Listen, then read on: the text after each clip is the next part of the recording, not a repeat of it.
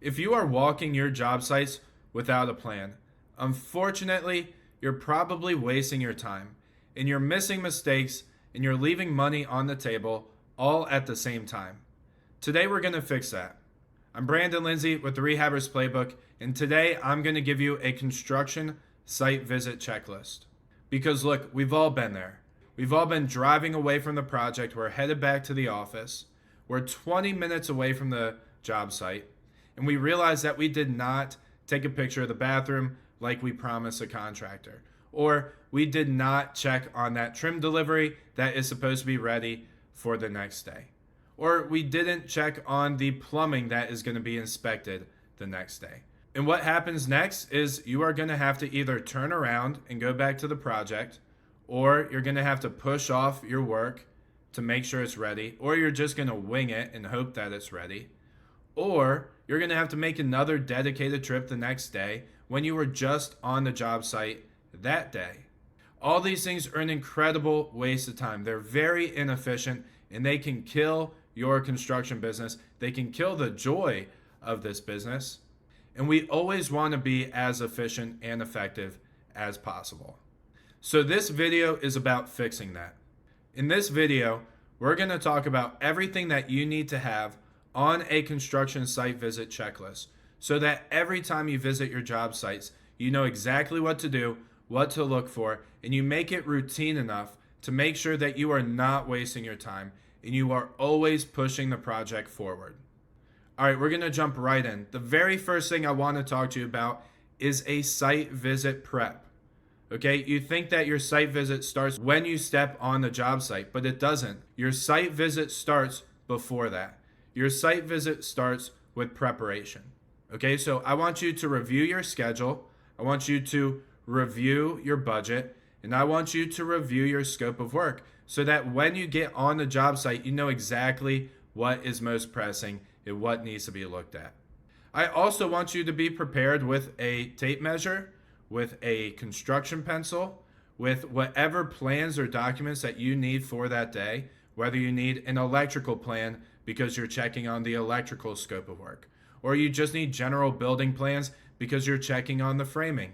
Whatever it is, this is what you need to be doing to prepare for your site visits. So again, review your schedule, review your budget, review your scope of work so you know exactly what is getting done at that time, how much it costs, and what's coming next. And then make sure you have all the tools and equipment and documents that you need. Typically, you always need a tape measure, you always need a construction pencil, sometimes you need blue tape, and a lot of times you need building plans or other sorts of documents. This could include your scope of work. So just don't miss the site visit prep. This is so key, and it's how you can make sure you are performing site visits efficiently. Next, this is something that's not necessarily on your checklist, but it's a tip, and it's going to be reflected in your checklist and reflected in your documentation of your site visits. But I want you to always walk the same route. When you show up to a job site, you should walk the same way through the house every single time. This is training your body and your eyes to know exactly what to look for in each room. It also is going to blend in with the next thing that we're going to talk about with documentation.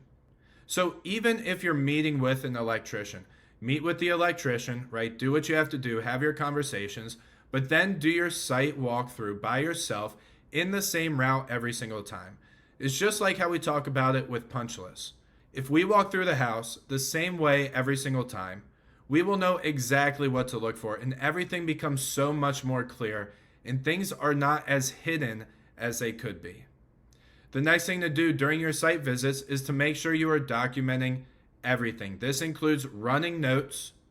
So whether you're using notes on your iPhone, notes on a piece of paper, notes on a Google Drive document, notes on Notion or Evernote, right? You should have running notes. That means that they are building every single time you do a site visit. That's not you do one set of notes last week and then you do a new set of notes this week. It's running notes. It's the same document every single time. And you are also going to be taking pictures as you walk through the house too. And the reason this goes hand in hand with what we just talked about with walking through the property the same way every single time is now you're going to be documenting notes and taking notes the same way every time and in the same order. So if you start in the master bathroom every time and you work your way outside of the house, which is the way I recommend, by the way, and I'll tell you why in a second. But now you are going to be able to start with the notes, the running notes from before that started in the master bathroom and are ending at the exterior. Now, I'm not too picky on the way that you need to walk through, right, and the route that you need to do, as long as you are taking the same route every single time. But I will recommend always starting the furthest from your truck and working your way back towards your truck or your car or just towards the exterior, right? A lot of people start in the exterior, work their way inside, okay? But a pro, I got to be honest, they start inside, they work their way out, they get in their truck, they go to the next project. It's a much simpler, smoother process. But again, all I care about is making a route every single time and sticking to it. Or making a route and sticking to it every single time. So now, as you're going through the house and you're documenting, you're also inspecting. Okay, what are you inspecting for, right? You're inspecting for the work, completion, and quality. Okay, so that's of course the first and maybe the most obvious and the biggest thing that you're doing during site visits. Is the electrician done with their job? Is it done properly? Is the framing done? Is it done properly? That is the first thing that you're going to be looking at in every room as you're moving through the house. But there's other things that you need to be looking at every single time, and this is where the checklist comes in handy. You should be looking at site cleanliness. Is the electrician leaving their scraps everywhere? They always do, by the way. Are they leaving scraps everywhere? Well, take a picture. This is part of your documentation. Send it to the electrician. Let them know, respectfully, this isn't acceptable. You're not cleaning their mess. Contractors, let's be honest, they're not always the cleanest. And part of our site visit, part of our job as project managers is holding them accountable to this and always making sure there's a standard on your job sites. If you're anything like me, my biggest pet peeve is a busy job site. And let's just be honest, it's really easy to miss things as a project manager when your head is so scrambled because a job site is so messy. All right, now as you're walking through and you're checking the work for completion and quality, you're checking for cleanliness, you're also checking for site safety. This could be something from the contractor, this could be something completely unrelated to the contractor, but this is incredibly important. Are there doors leaning up against a wall that are about to fall over, right? Is there a hole in the floor that's uncovered? I've been there before, where a contractor takes the plywood off the hole in the floor, somebody steps through, and then there's a problem. This checklist just makes sure that this is a focus, and this is always front and center as you're walking through the house every single time. And the best thing about having a checklist, let me just throw this point out there, is eventually you just start training yourself to know what to look for. So site safety is something very easily overlooked. But if you have a site checklist every single time, or a site visit checklist every time, you will train yourself to look out for things that are unsafe on your job site. All right, so we checked the work for completion and quality. We also checked for site cleanliness, and we are being aware of site safety. And we're documenting and taking photos of all of this. Now, before you leave the site, this is where you start going through the material readiness part of your site visit. And I say material readiness, but it's really just the material check. Are all the materials on site for the next contractor? What materials do we need to order for the next contractor? And most importantly, we're going to now do takeoffs for the next 2 weeks of material. We are always thinking 2 weeks ahead. And let me tell you something, this is a huge pro tip. A lot of schedules are most often delayed from materials not being on site on time. They're actually more often delayed by material than by subcontractors. And that's usually on us because we are not doing takeoffs, right? You talk about driving away from a job site, being 20 minutes away and forgetting to do something. It's almost always takeoffs. So this is another incredibly important part of your site visit, is making sure that you're not only checking for all the material being there on site, but also doing takeoffs for the next 2 weeks. Do not miss this part of your site visit. It is incredibly important. All right, so let's do a quick summary. We're kind of wrapping up now. We did our site prep. We are walking through the house the same way every single time. We're documenting, taking running notes, and we're always taking photos, following that same path. We are inspecting the work for completion and for quality. We are checking the site for cleanliness and safety.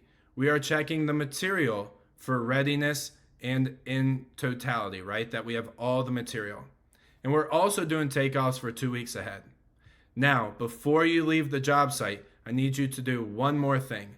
I need you to make all your phone calls, shoot all your text messages, and all your emails before you drive away. You can get into your truck and start sending these emails and making these phone calls, but don't drive away. Because, again, I keep saying we've all been there, but I'm pretty sure we've all been here too, where we say that we have to call the electrician and we drive away, right? Then we go to another project. Things start adding up. Your focus goes elsewhere. Drive away. You go to the office. Your focus goes elsewhere. And we never call that electrician. The best time to call them is at that point in time, before you drive away from the job site. And after a site visit, you're going to have a list of people that you need to send pictures to, you need to send notes to, you need to ask questions of. You might even just want to put in your material order right then and there. So don't leave the job site without doing this. This is incredibly important, and no site visit is done until you make all your phone calls, again, all your texts, all your emails before you drive away. Okay, so that's everything I have for you for your site visit checklist. I've summarized it multiple times at this point, so I won't go back over it again. And even better, I have a checklist to give you guys anyway in the video description.